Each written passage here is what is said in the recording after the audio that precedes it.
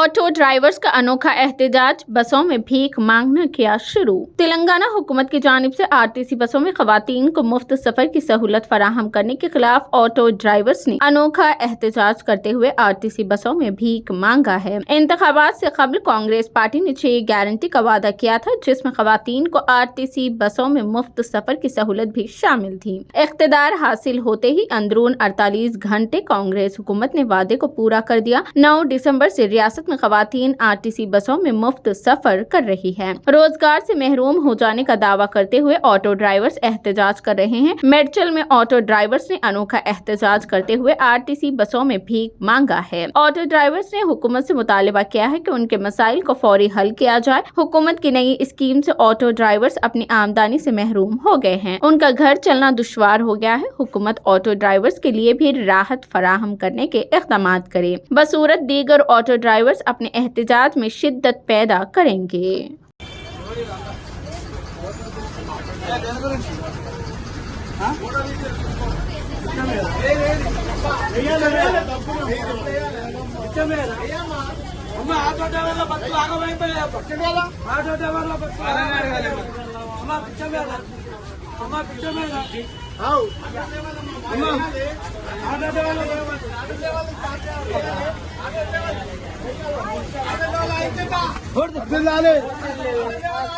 వర్ధిల్లాలి